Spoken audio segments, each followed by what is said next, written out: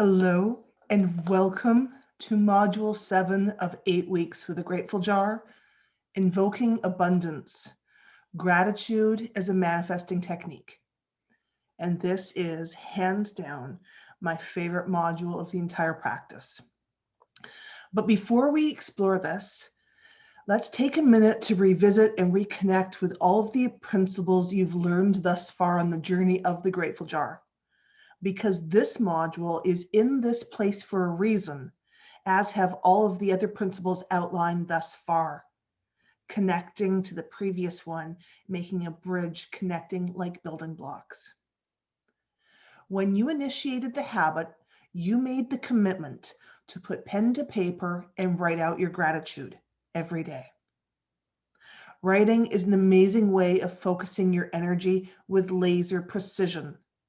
And as we explored, the scientific studies of gratitude have concluded that writing it down yields far greater results than entering it into an electronic device or talking about our gratitude with someone else.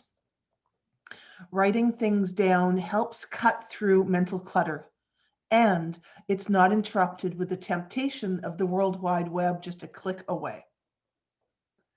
In Module 2, we explored the concept of energy attachments, reconnecting with the ancient truth that we are all physical embodiments of one source energy. This is known as the universal law of oneness. We ventured further into universal law with a brief explanation of the law of vibration, that every energy emits its own vibrational frequency, and that energy naturally draws and attracts other energies that are emitting similar frequencies. These are ancient Hermetic principles. And if you're ever interested in learning more about them, you'll find a brief summary of seven of the universal laws in the back of the Grateful Jar Project memoir. Module 2 summarized that whatever we are paying attention to, we are amplifying with our focus.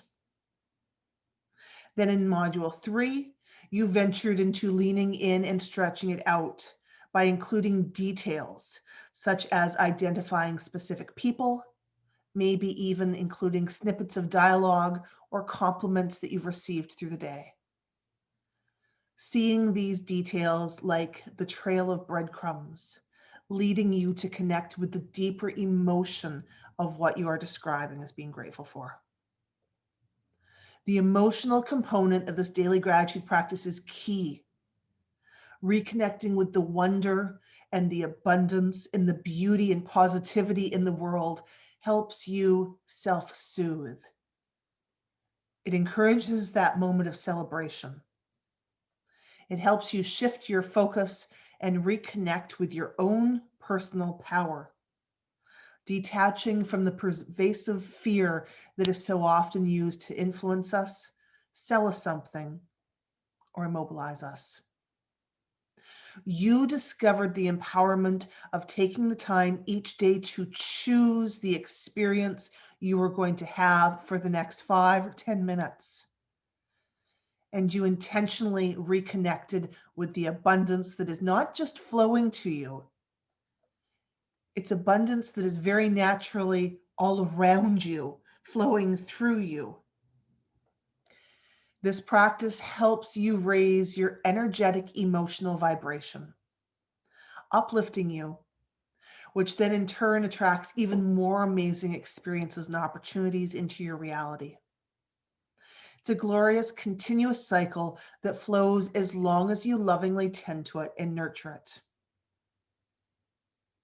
You explored practicing presence and how pulling your energy and your focus back to you into the immediate moment reconnects you with the so much beauty, harmony, synchronicity, and guidance that surrounds you at all times. You've rediscovered the decadence of your physical senses and the joy of harnessing them to be included in your daily gratitude notes. You learned specific behaviors and habits that pull you out of practicing presence and easily gobble up your inner peace. And I offer you a reminder that you have ongoing access to all of these modules so that you can revisit them at any time to help re-anchor your experience in the here and the now. You've been invited to practice as much presence as possible with your daily gratitude by focusing on the blessings from each specific day rather than connecting with broad, sweeping sentiments. You learned how to maintain your daily gratitude practice when shit gets tough, and how to look at the peripheral of your days for acts of kindness and compassion when experiencing those very human moments of rawness. You reconnected with the power of neutrality, particularly in moments of contrast or the unpreferred, thereby reconnecting again with the knowledge of energy attachments. What you focus on grows. And when you have that knee-jerk response of judgment, frustration, or anger, in that moment, you are amplifying that emotional experience in your energetic field. It was suggested that by continuing to devote yourself to practicing as much presence as possible throughout your days, those knee-jerk reflexes will become fewer and farther between. Your experience with your grateful jar has evolved into a practice of reflection and celebration, and has created a quiet sanctuary for you amongst the busyness of daily life. You have really begun to understand that the more you look for gratitude, the more you find experiences to be grateful for. And then in turn, it becomes easier to connect with that gratitude, which awakens the excitement of finding more and more and more that you're grateful about. You have observed firsthand that the longer you spend connecting to your gratitude and the more you lean into and stretch it out, the more your gratitude intensifies. And the ritual becomes a decadent experience of savoring and basking. Have you ever built a campfire? It needs that first spark. And in the very beginning, it needs protection from the wind. It needs fuel. It needs attention. And as it grows, it wants to be tended to, fed, sat with, gazed upon. Your gratitude practice is very much like that fire. You've taken the single spark. You've tended to it, loved it, nurtured it, and have supported it to grow into a hearty, roaring blaze. And just like our ancestors' relationship with fire, your practice provides you warmth. Your practice provides you soulful sustenance. And your practice invites you back over and over again to sit, to connect, to gaze, to appreciate, and to savor. Your practice will keep you warm when the sun has gone down or when the inevitable storm appears on the horizon. I love the campfire analogy because anyone that has camped and has ventured into the woods to relieve themselves or has stumbled back from the outhouse knows firsthand how obvious the glow of the campfire can be in the dark. It leads you back to camp and spares you wandering aimlessly, bumping into rocks, or tripping over tree roots. And once again, by attuning to the miracles and abundance that are very much a part of your daily life, you too begin to glow yourself. Your uplifted energy amplifies. You become a beacon, attracting so many more fabulous experiences, amazing people, and opportunities. They begin to synchronistically line themselves up to make their way into your experience. In this essence, your gratitude practice has become, in its own right, a natural manifestation technique, simply by virtue of raising your energy into appreciation and savoring, amplifying your vibration and loving your life. By now, I'm trusting you've had the sensation of feeling absolutely lit up when pouring your gratitude onto the page, as though you've got amped up energy flowing through your physical vessel and flooding your emotional and mental energetic planes. For that is very much what you are: a physical body, a mental body, an emotional body. 3 energetic planes, and tending to each of these planes is not something we've usually been taught. When these 3 planes are each tended to and cared for and loved and nourished, we evolve into self-mastery. We connect with the potency and our ability and our birthright to co-create and manifest in the physical realm. Now, there has been a lot of increased buzz in the last decade about manifestation, especially with releases of mainstream productions such as The Secret. When we set out to manifest, the greatest thing in our vibration is usually the absence of what we are looking to create or attract, which is why utilizing your daily gratitude practice as your starting point is immensely potent. You're not concentrating on absence of anything. You're not coming from a perspective of, I want this. You are gently slipping it in when your physical, mental, and emotional energetic fields are pulsating with appreciation. So the next time you find yourself aglow and radiating with the electric sensation of gratitude, when you've connected with the pure love and excitement of savoring, this is your moment, your opportunity to invoke specific abundance that you would like to experience in the coming days or weeks. To do so effectively, it's important to have zero attachment to the end result or outcome that so often jams the frequencies.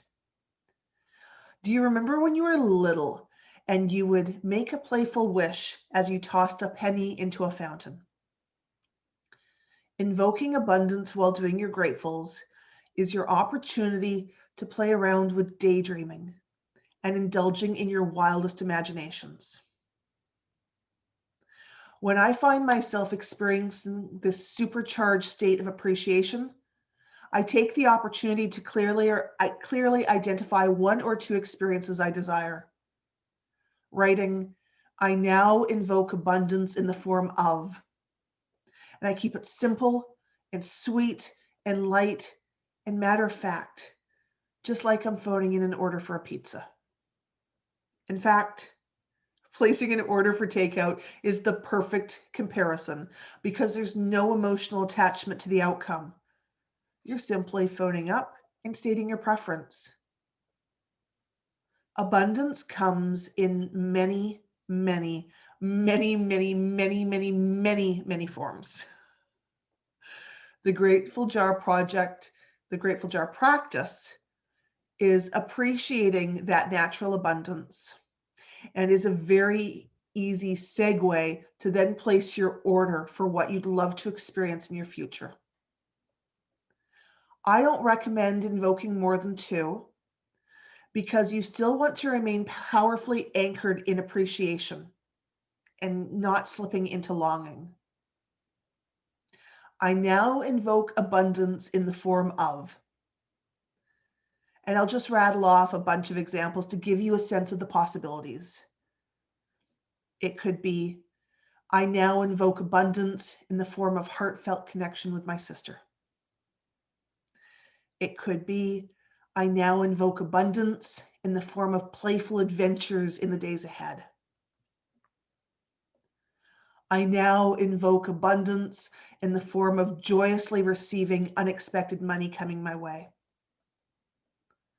I now invoke abundance in the form of clarity regarding my calling. I now invoke abundance in the form of ease with my negotiations with my previous partner. Only invoke abundance when you're in that struck gong place. If it's a day where you've been struggling and barely able to put together two gratefuls, simply honor the fact that you've connected with those. My grateful outlines look a little like this. I write down anywhere from 5 to 8 or 9 gratefuls. And when I reach that humming place, that struck gong place, I slip into invocations. Then I wrap it up with another gratitude before offering a very broad thanks to Mother, Father, Creator, to my inner being, to my body, to my guidance, to life. Thank you, thank you, thank you. I love you. Thank you, thank you, thank you. I love you. Thank you, thank you, thank you. I love you.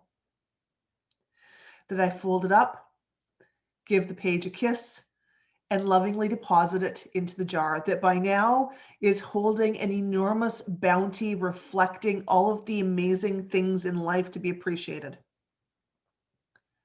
The next time you find yourself reaching that struck gong vibration, give it a playful try and slip it in. I now invoke abundance in the form of, and make a simple wish without attachment. You never know. Thank you so much for your time, your attention, and your energy. May your day or evening be one of ease, soulful nurturing, and connecting, basking in appreciation. Thumpity thump thump, thumpity thump thump, beats my grateful, grateful heart. Have a great one.